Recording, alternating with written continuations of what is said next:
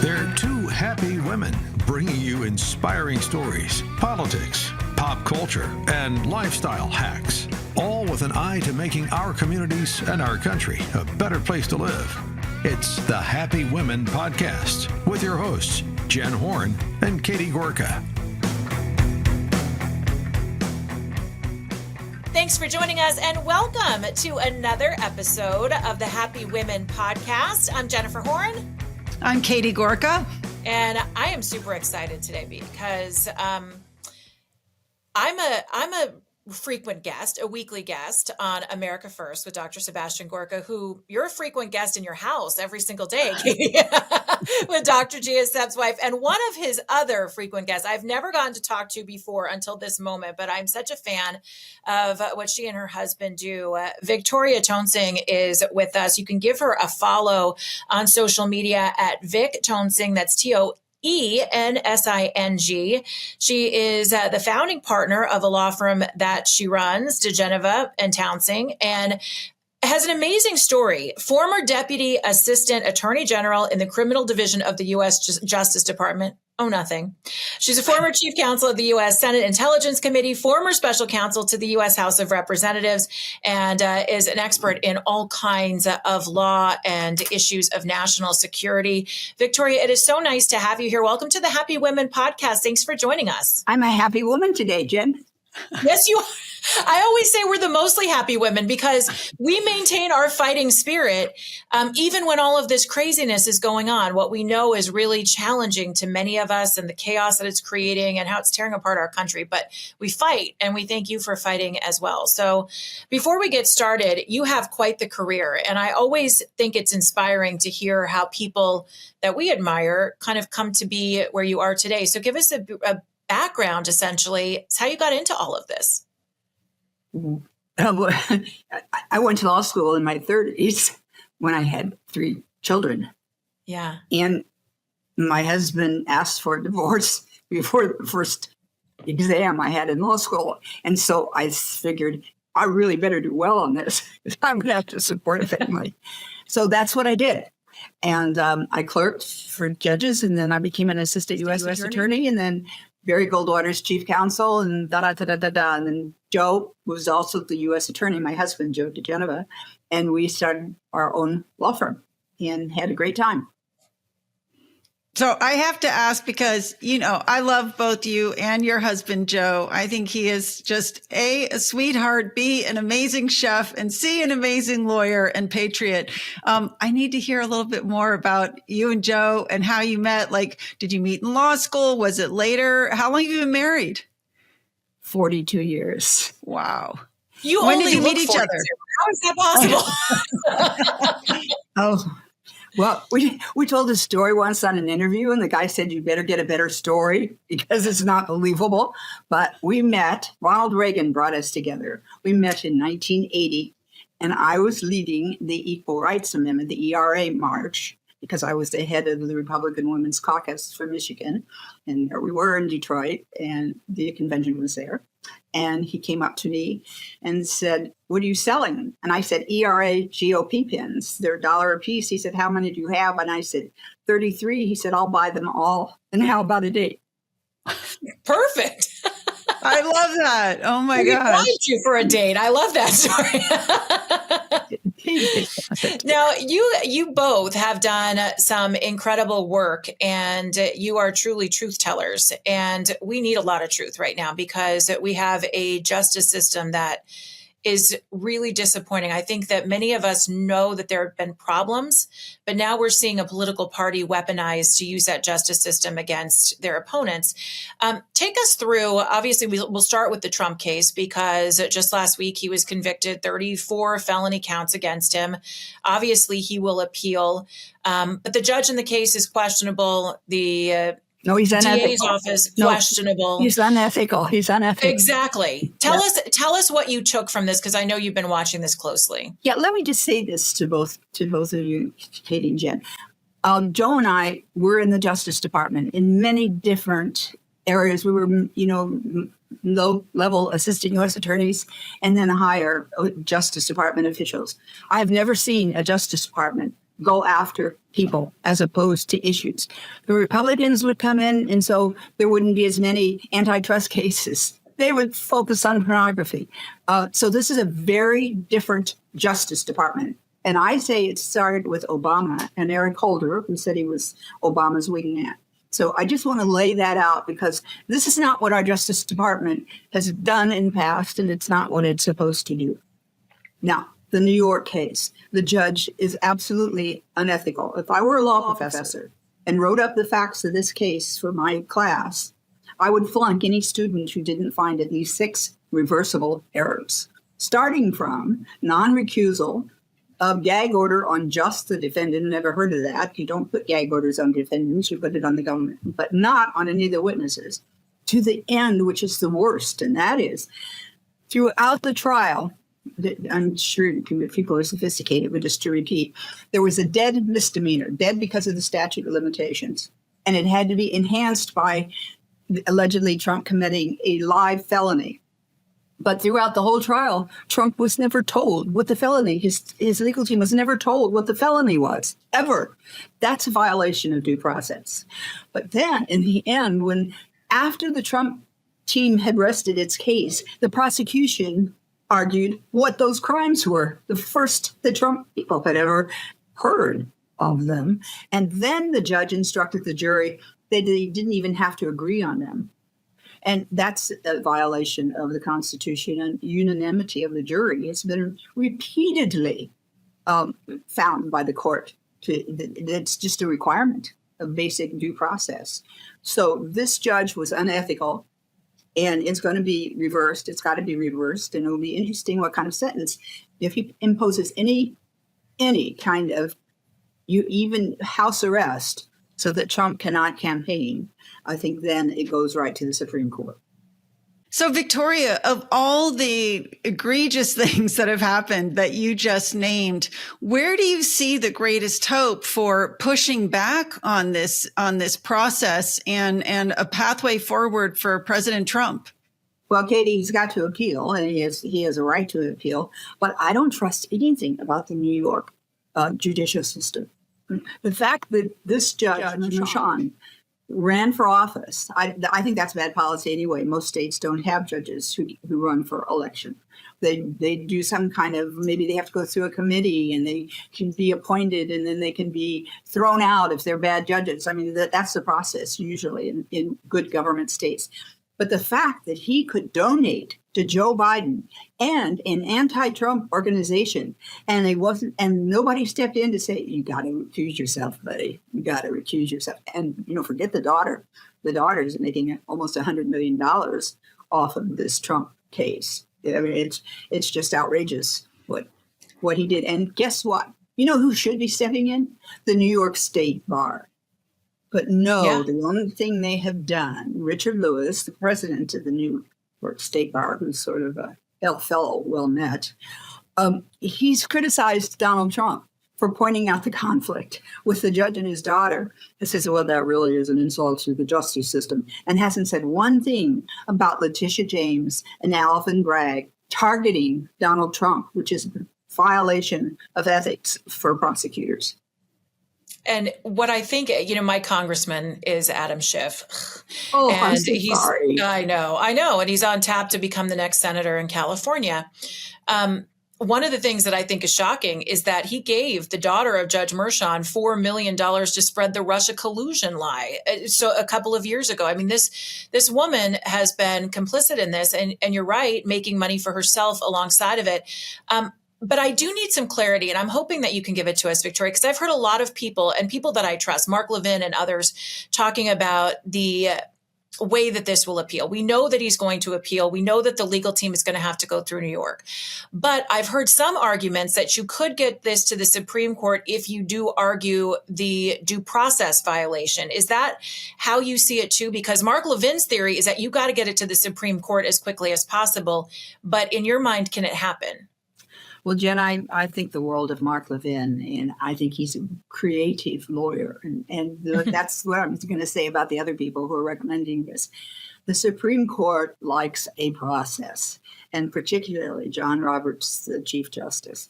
He doesn't like it. He didn't step in for the election, the 2020 election, in that brilliant case that was brought by Texas. It was a wonderful, well-written case, and they didn't want to get involved in it. So I can't see John Roberts before the state courts have done whatever it is that they're going to do. I cannot see him stepping in unless the one thing is if they put Trump in jail or under house arrest so he cannot campaign for the presidency. And I think that would be a due process violation that would go to the court without maybe deciding the case on the merits. One of the things that I also find troubling about this whole situation, it is such a violation of the fundamental principles of our legal system and the whole very notion of the rule of law. I'm a little bit disappointed that more of our leaders, more legal experts, more of our government, representatives are not speaking out about the violation of our legal system. Are you disappointed, or are you hearing strong voices coming out against this? Not enough. And I just pointed out the head of the New York State Bar has not said a word. I mean, how can you allow these kinds of violations in your state when you're the head of the bar? So not the right people have spoken out, Katie, but this is such a political world. Those of us who worked on the 2020 post-election, Joe and I worked with Rudy, all these Democrats come out and ask for us to be disbarred because we worked for Trump. So people are afraid. They're intimidated. And that's why we have to fight harder than ever. We have to make sure that we're telling people about what's going on, because we can't rely on the mainstream news media to tell accurate accounts. And we'll get to Hunter Biden in a second, but there are so many issues around that laptop. That's the ultimate in election interference that now the DOJ is using in court against him. I mean, there's so many things here. But before we go on to that, President Trump is facing sentencing in July. I am forever an optimist. I do not want to see President Trump go to jail. This is ridiculous. These charges are ridiculous. The conviction ridiculous. We know all of this. First time offender, whatever we make the case. But this is not a normal system. And I don't feel good about the fact that this judge is going to let him walk. I feel like they're going to put him at least on house arrest so that he can't campaign because, as you said, Victoria, it's political. What do you think? I mean, what's your sense as to what's going to come next? No, my point being, if they do anything to keep him from campaigning for president, I do think that issue could go immediately to the Supreme Court. Okay. Because are you kidding me? Like, okay, you can't. I know Joe Biden wanted to stay in his basement throughout the 2020 campaign, but if Donald Trump doesn't do that, that's not how you campaign. So in some ways, you would see a house arrest, for example, as almost good news, right? Because then he would be able to go straight to the Supreme Court. Well, yeah, but I don't think they'll decide the case on the merits. So I think they would only decide that one issue, whether he could be under house arrest when he's running for president. A singular issue, because they don't want to go down in those weeds yet. Now, Victoria Toensing is with us, and talking about some of the other legal issues with Trump. I've heard from very good sources that are very close to President Trump, to the DOJ, that the classified documents case, for instance, was brought against Trump because they knew they had these classified documents that they found at Joe Biden's house. Everywhere along the line, there has been a thumb on the system. When you look at the case in Florida, when you look at the Jack Smith case, when you look at the Georgia case, what do you think is moving forward? Some good news that Georgia's going to be put on hold. There's a good judge in Florida, but what do you think the rest of the year looks like for President Trump? She's a good judge, Jen, because the press and the lefties are criticizing her. Right. Oh, terrible judge, new judge. Doesn't know That's all we need to know. If they don't like her, we like her. Right. She doesn't know much. She's taking too long to rule. And here's the problem, because I did these kinds of cases. I was in charge of terrorism when I was at the Justice Department, when I was Deputy Assistant AG. Jack Smith has to show that these documents were so classified that they were going to harm the national defense, right? Mm-hmm. How can a jury decide that unless they see the documents? How do you get a jury to see the documents that don't have clearances? Or if you say, oh, never mind, we can just show them. Then if I'm Trump's lawyer, I argue, oh, these were such important documents. If you didn't have a clearance, you couldn't see them. But here, you 12 members of the jury get to see them without clearances. They must not be that important. It is a really troubling case for Jack Smith, who is, I call him a legal pervert. He twists the law, and he twists it to suit his own purposes. He twists it like a pretzel. And he's got himself into this, and I think Hannon's too smart. She's going to hold his feet to the fire. And another thing they did, because this is really upsets me, and I knew it the minute I saw that picture. Remember that famous picture that said classified the documents with the title on them that said this was what was found at Trump's place? First of all, that's a 6E violation. Those were documents that were gained by the government pursuant to a grand jury subpoena. You're never supposed to tell that to anybody. That is a very sacred rule for a prosecutor. So they were revealing, quote unquote, grand jury material to the public. That is a violation of law. But now it turns out that they weren't even found like that. The Jack Smith's people put those classified titles on those documents to influence the jury pool. Wow. So one of the things I have to ask, and I think this is a question for many, many people, do you think if President Trump wins the presidency in the fall, and regardless, actually, whether he does or not, or it's somebody else, do you think anything can ever be done to hold any of these people accountable for all the ways that they have violated the rule of law? Yeah, well, it should be done, Katie. And I don't mean it as retribution. It doesn't work for me, and only if the rule of law is broken. But I'm old enough to remember when there was an independent counsel statute. Do you remember that? And the Democrats thought it was just wonderful. It was good government. It was passed in wake of Watergate. And then if all you had to do was make an accusation against a person in the government, and whoops, there was an investigation right away. And they loved it during the Reagan and Bush administrations. And then Bill Clinton became president, and there were a number of independent counsel investigations, my husband being one of them, one independent counsel. And guess what? The Democrats didn't think it was such a good idea anymore. Mm-hmm. Well, that's my fax machine going off. Sorry about that. So they didn't think it was a very good idea. So anyway, back to the independent counsel statute. Until the Democrats got some of their own medicine, they were happy. Yeah. And then all of a sudden, well, that's not such a good idea. And they let it lapse. That's what happened to it. So are you saying that's one of the mechanisms that could be implemented to sort of get things back on track? Because one of the things that really concerns me is that I think a lot of Americans now have really had their faith in our justice system shaken. And I think it's really important as a nation that we restore that faith. As well, I mean, not the independent counsel statute, because of course that's gone by the wayside years ago. But until some Democrats get to suffer as a result of some local state prosecutor, I'm going to bring you in. How can a state prosecutor bring in the president of the United States for conduct that was committed while he was president? And I named the Georgia case specifically. There's running for re-election. Remember when Al Gore challenged the election in 2000? Let's go back and change the statute of limitations and indict Al Gore for challenging the 2000 election. I mean, I jest. But we've got to, challenging an election is now a crime if you're a Republican. Only if you're a Republican. And Yes. It's double standard. And that's why I think so many people are losing faith. And I would say making changes at the top, yes, that's important. That does require us to win elections. But what could be done that I think could appeal to the hearts of every American is more transparency. I mean, when you have the Attorney General, Merrick Garland, who's up this week testifying before Congress saying, I'm not going to turn documents over. I'm not going to turn over the tape of Joe Biden talking to his special counsel, Robert Hur. I'm not going to turn over our correspondence between the Attorney General's office and the DA's office and all these different local DAs. Give us some transparency. I really feel like if there was a candidate or someone who would run on more of that, maybe we'd feel like we have a little more faith, but they want to hide it, and they're getting cover from the media and from their political cronies. Jen, you're not going to do it unless there's consequences.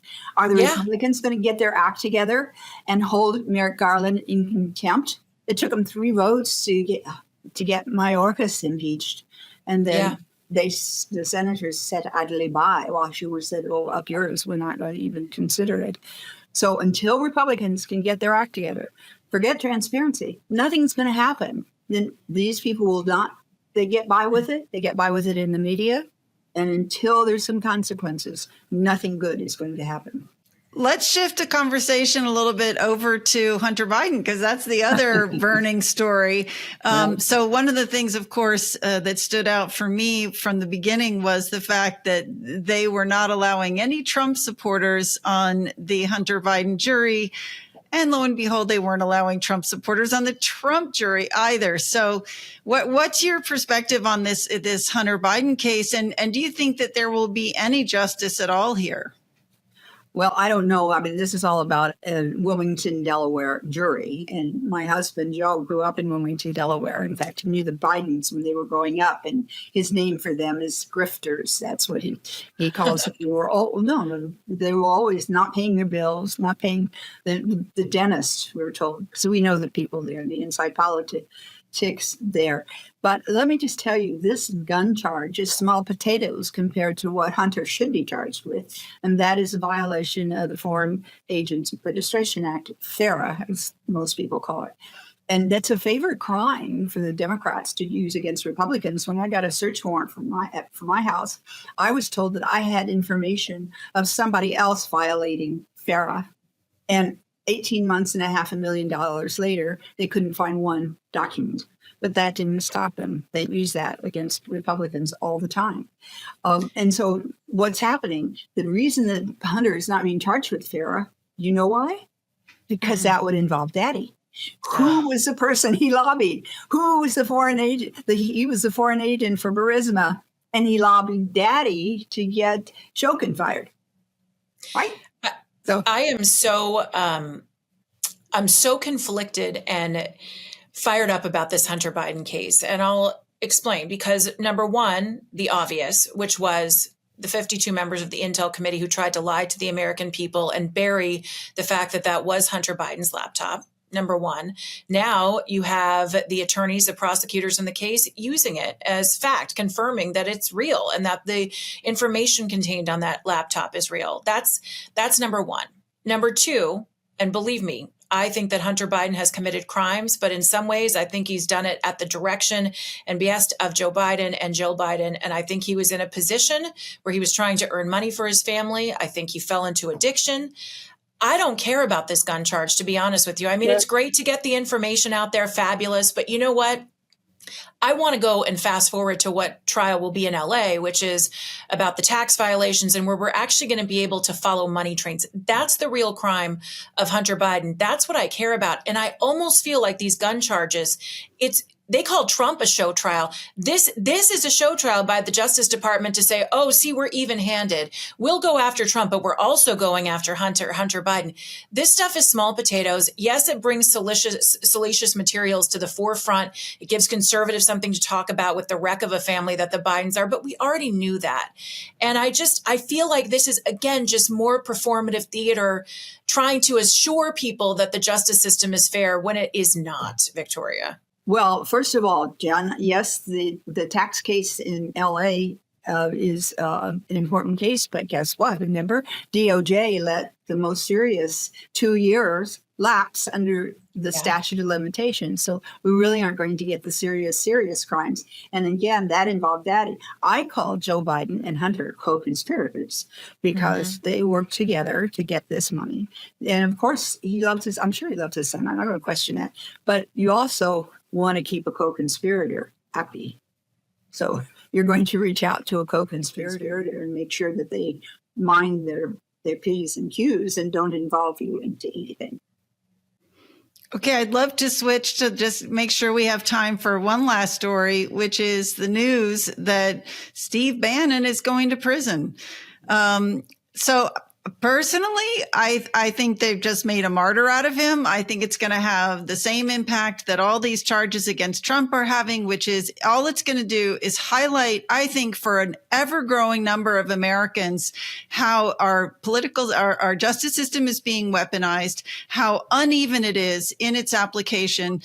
We're seeing former Democrats come out and say they are now supporting Trump because they can see how the system is being used unfairly. It violates their sense of fairness, which I think is something that Americans really hold dear.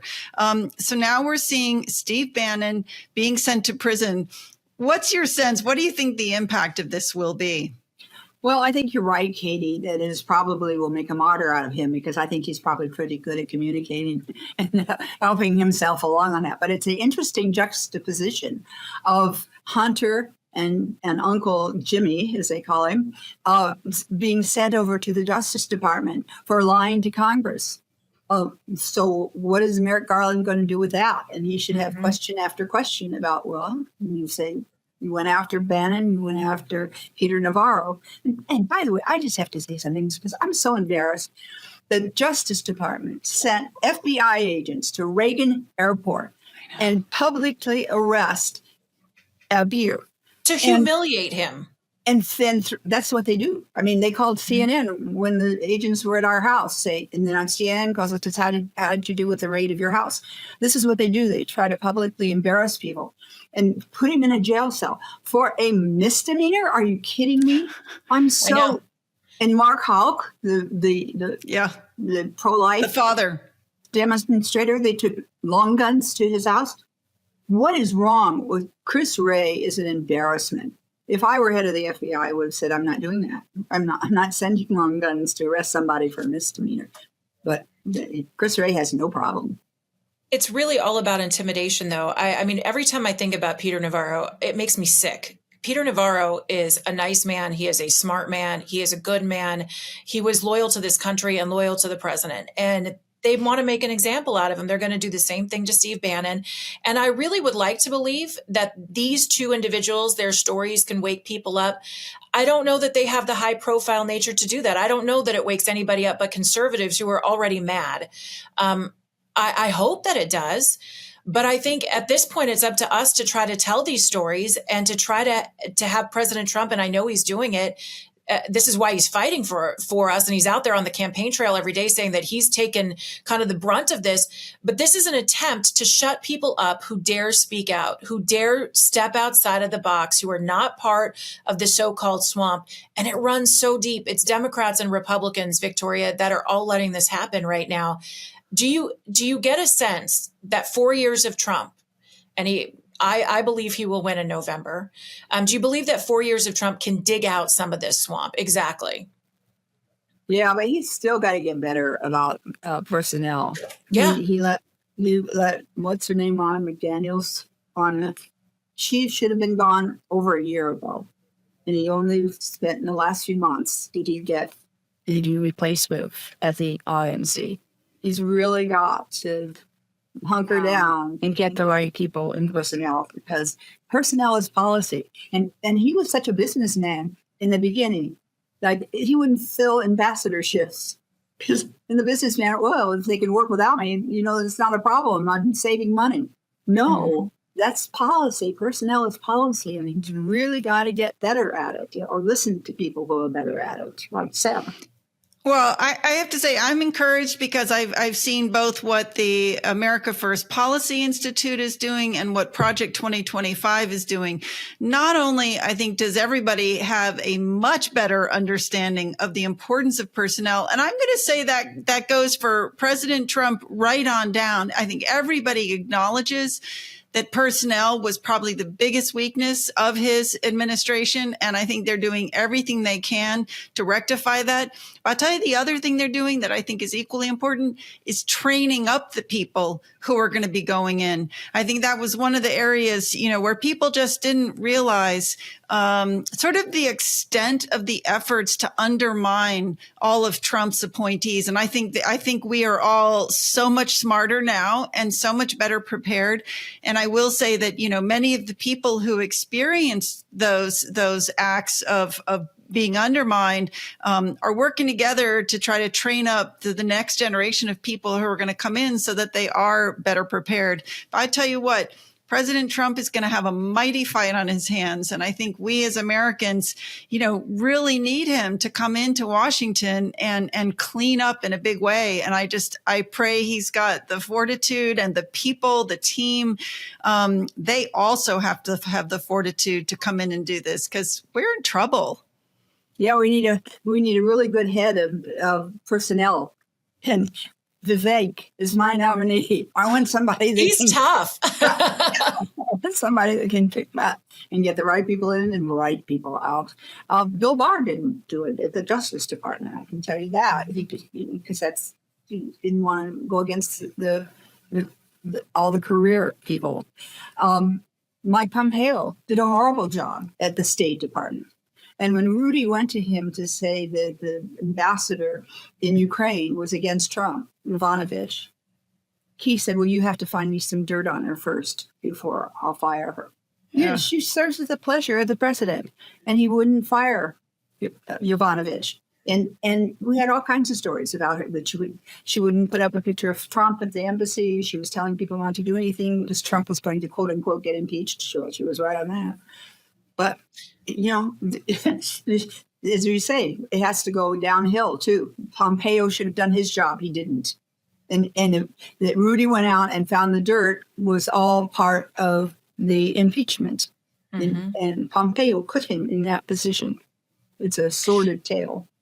Who would you like in our final question here, because we're out of time? We could talk to you forever, Victoria. You've got so much great information and perspective. But the other big story today is that President Trump is doing his vetting of vice presidential candidates. I know you just mentioned using Vivek in the cabinet. Who would you like to see in that position?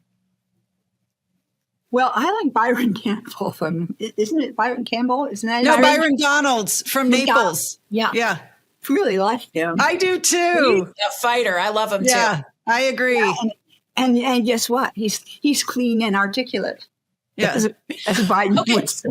As Biden would say, I know. A non-racist Biden.